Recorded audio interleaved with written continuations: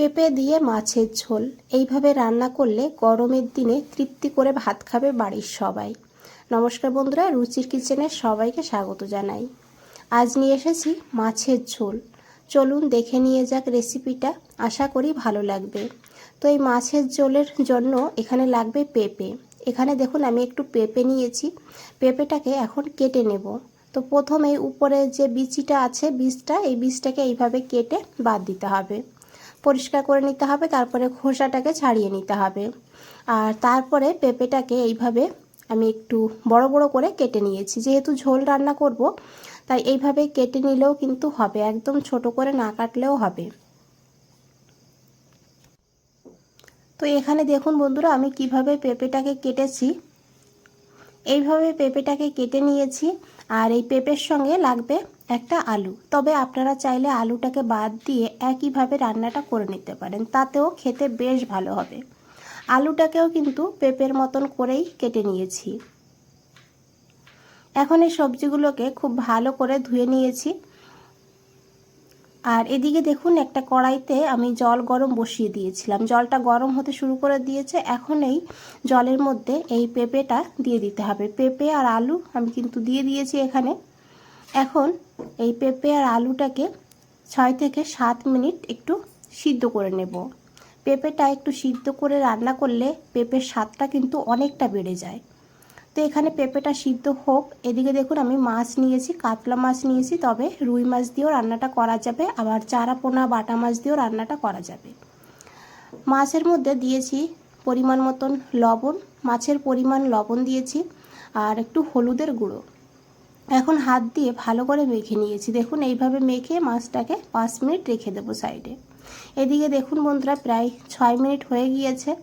পেঁপে আলু সিদ্ধ হয়ে গিয়েছে। এর থেকে বেশি আর সিদ্ধ করা যাবে না, মোটামুটি 60% সিদ্ধ হবে, সেইভাবে সিদ্ধ করে নিতে হবে। এখন এই পেঁপে আর আলুটাকে তুলে নিতে হবে। গরম জলের মধ্যে কিন্তু রাখা যাবে না, না হলে ওভারকুক হয়ে যাবে। আর এই জলটা দেখছেন, এই জলটা কিন্তু ফেলবেন না, রান্নার কাজে ব্যবহার করব। আর এদিকে দেখুন আমি একটা মশলা বানাবো। তার জন্য একটা বাটির মধ্যে অল্প করে একটু আদা নিয়েছি। আদাটাকে আমি গ্রেট করে দেব।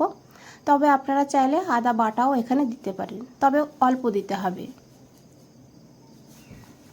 এখানে বন্ধুরা আমি আদাটাকে গ্রেট করে নিয়েছি। এখন এই আদার মধ্যে দিয়েছি হাফ চামচ হলুদের গুঁড়ো। কালার বুঝে হলুদটা দিতে হবে। তার সঙ্গে দিয়েছি গোলমরিচের গুঁড়ো একটু। তবে আপনারা চাইলে গোলমরিচটাকে বেটেও দিতে পারেন, গোটা গোলমরিচকে। আর হাফ চামচের একটু কম দিয়েছি জিরের গুঁড়ো। তার সঙ্গে দিয়েছি লঙ্কার গুঁড়ো। তবে ঝালের পরিমাণ আপনারা আপনাদের প্রয়োজন মতো নিয়ে নেবেন। আর একটা কথা বন্ধুরা, আপনারা যদি এখানে শুকনো লঙ্কা দিতে না চান, তাহলে শুধু কাঁচা লঙ্কা দিয়েও রান্নাটা করতে পারেন। এখানে লঙ্কা বাটাও দিয়ে দিতে পারেন। তারপরে এখানে দেব জল। সেই পেঁপে সিদ্ধ করার জলই কিন্তু আমি এখানে দিয়ে দিয়েছি। আর হালকা গরম আছে যেহেতু জলটা, তাই মশলাটা খুব ভালো করে ভিজবে। আর মশলার যে আসল স্বাদ সেটা কিন্তু বেরিয়ে আসবে। খুব ভালো করে মিশিয়ে নিয়েছি। আর এদিকে দেখুন একটা কড়াই বসিয়ে দিয়েছি। কড়াইতে দিয়েছি 2 চামচ সরষের তেল। তেলটাকে খুব ভালো করে গরম করে নিতে হবে। তারপরে এখানে দিয়েছি একটু লবণ। যেহেতু মাছ ভাজবো, তাই একটু লবণ দিলে মাছটা কিন্তু কড়াইয়ের গায়ে লেগে যাবে না। আর মাছ ভাজার আগে কড়াই আর তেল কিন্তু খুব ভালো করে গরম করে নিতে হবে। তো দেখুন তেলের থেকে ধোঁয়া উঠছে। এখন আমি মাছগুলোকে দিয়ে দেবো এখানে।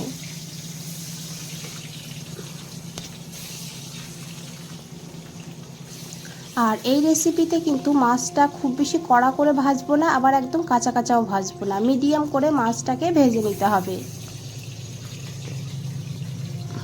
দেখুন বন্ধুরা, এইভাবে মাছটাকে লাল লাল করে একটু ভেজে নিতে হবে। আশা করি দেখে বুঝতেই পেরেছেন কিভাবে আমি মাছটাকে ভেজেছি। এখন এই মাছগুলোকে তুলে নিতে হবে।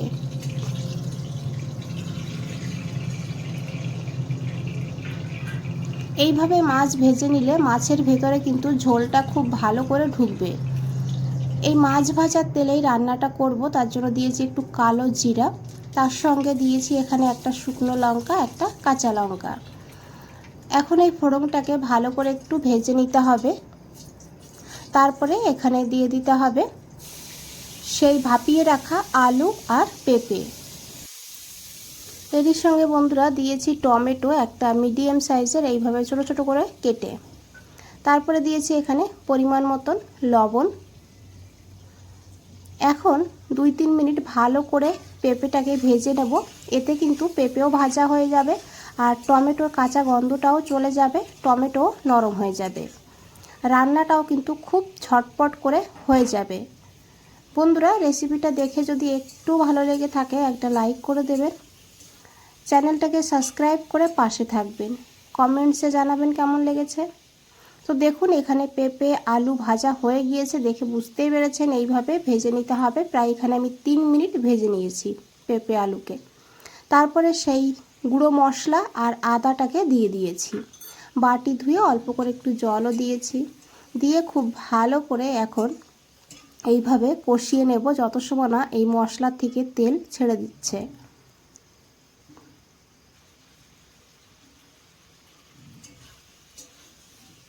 তো দেখুন বন্ধুরা মশলা থেকে তেল ছাড়তে শুরু করে দিয়েছে। এইভাবে করে কিন্তু ভালো করে কষিয়ে নিতে হবে।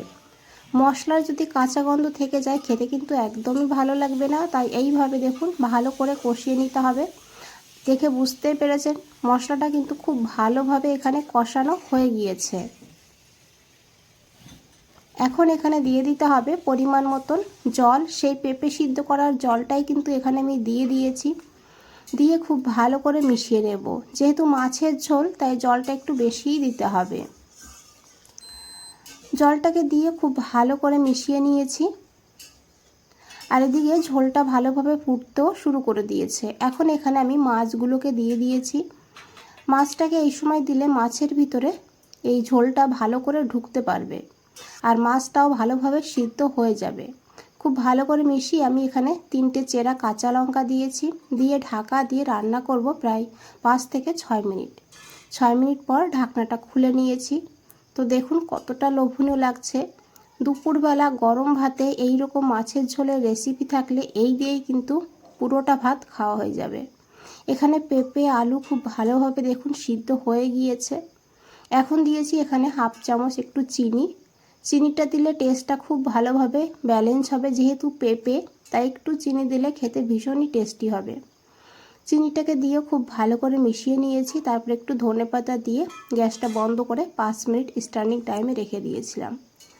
5 মিনিট পর ফিরে এসেছি বন্ধুরা, দেখুন কতটা লোভনীয় লাগছে দেখতে, খেতেও কিন্তু দুর্দান্ত হয়। একবার হলেও এইভাবে বানিয়ে দেখবেন, তারপরে কমেন্টসে জানাবেন কেমন লেগেছে। বন্ধুরা আজ তাহলে এই পর্যন্তই, ফিরে আসছি নতুন কোনো রেসিপি নিয়ে। ভালো থাকবেন, সুস্থ থাকবেন। সবাইকে অনেক অনেক ধন্যবাদ এত সময় ধৈর্য ধরে রেসিপিটা দেখার জন্য।